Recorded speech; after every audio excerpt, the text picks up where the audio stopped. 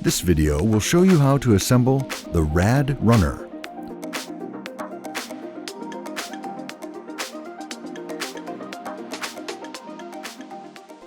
Photograph all four sides of the box and the label with the serial numbers.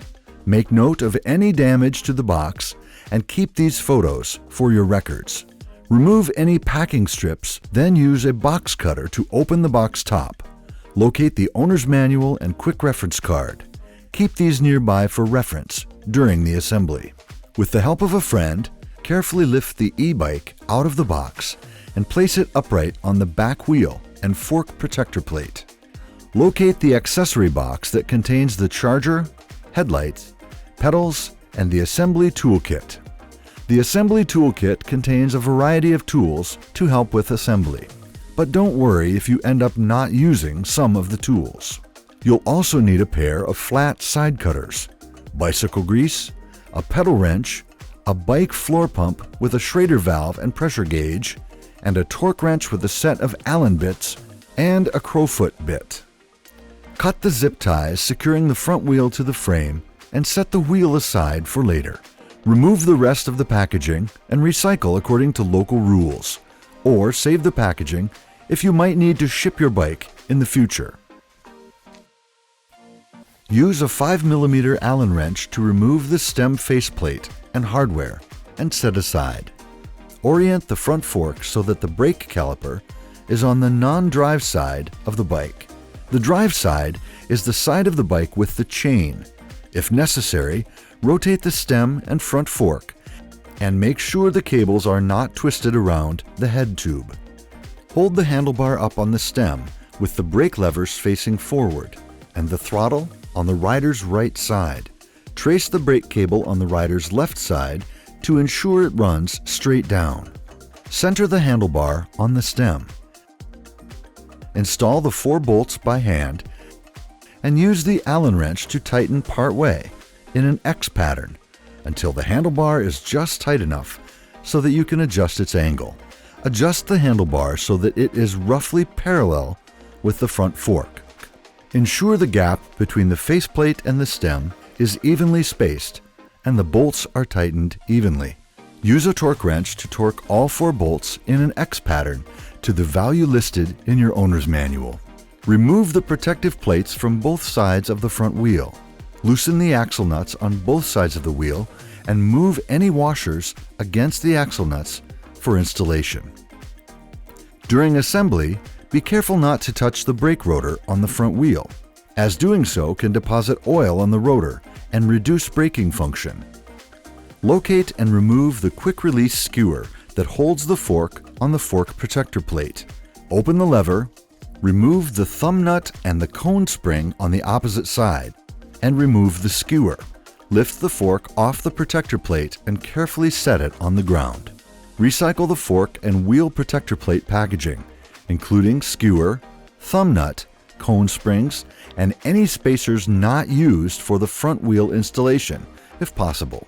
Remove the hydraulic brake pad spacer from the brake caliper on the front wheel. Once you've removed it, do not squeeze the front brake lever until the wheel is fully installed.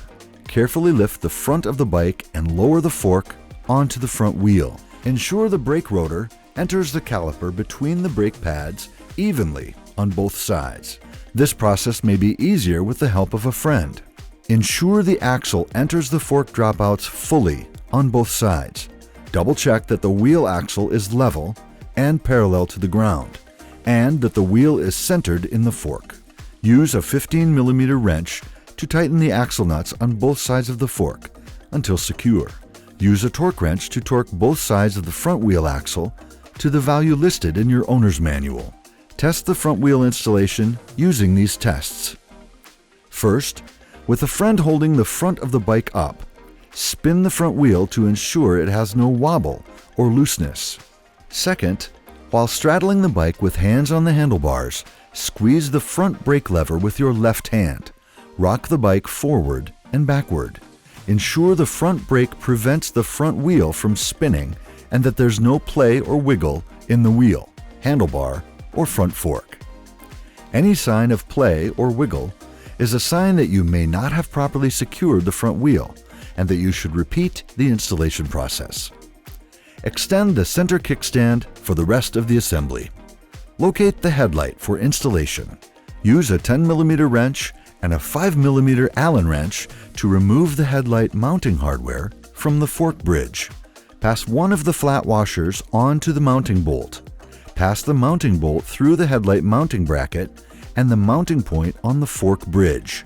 Pass a flat washer and lock nut over the other end of the bolt and secure it by hand. Use the 10mm wrench and a 5mm Allen wrench to tighten the bolt until secure. Use a torque wrench to torque the headlight mounting bolt to the value listed in your owner's manual. Locate the headlight cable end with the red interior. Line up the internal notch and pins and the external arrows on the headlight connectors and push together without twisting.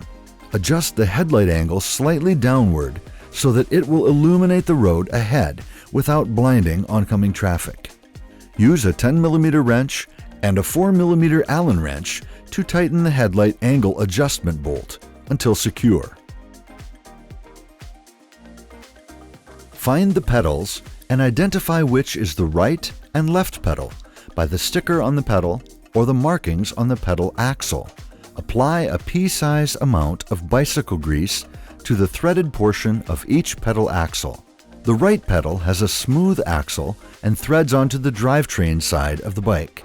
Carefully thread the right pedal by hand onto the right crank by turning clockwise toward the front of the bike. Be careful not to cross-thread or damage the threads. The left pedal has grooves on the axle and threads onto the left side of the bike. Carefully thread the left pedal by hand onto the left crank by turning counterclockwise, also toward the front of the bike. Once the pedals are fully threaded onto the cranks, use the torque wrench with a crowfoot bit to tighten to the value listed in your owner's manual.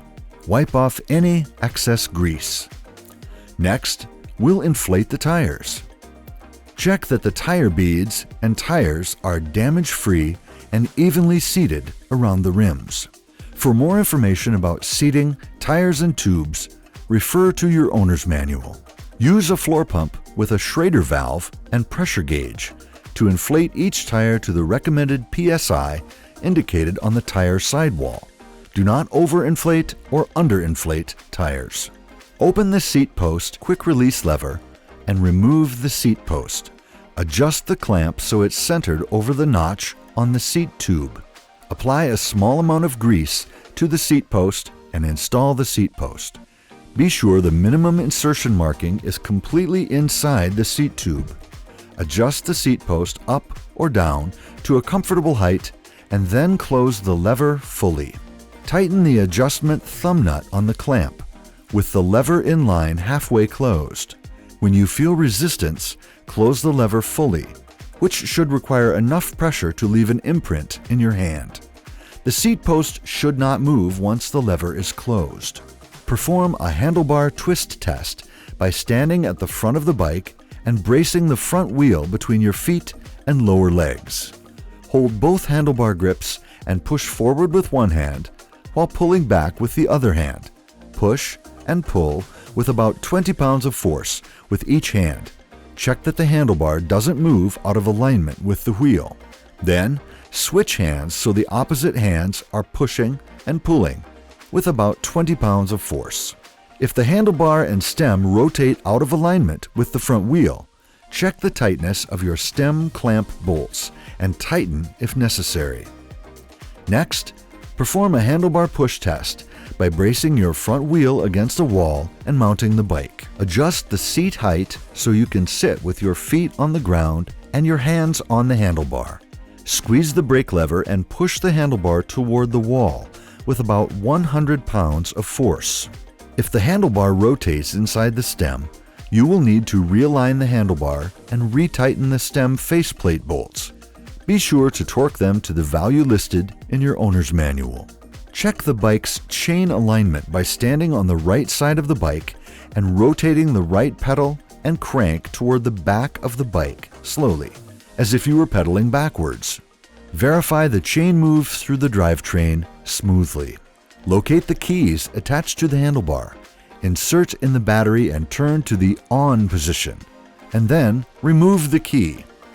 Never ride the bike with the key in the battery. Press the power button on the remote to power on the bike.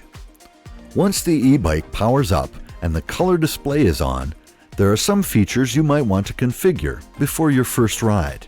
Hold the menu button down on the remote to enter the Settings menu. On these menus, you can change display options, security settings, and set up service reminders. Use the up and down buttons on the remote to navigate to the security menu, where you can create a 4-digit passcode required to unlock the e-bike at startup.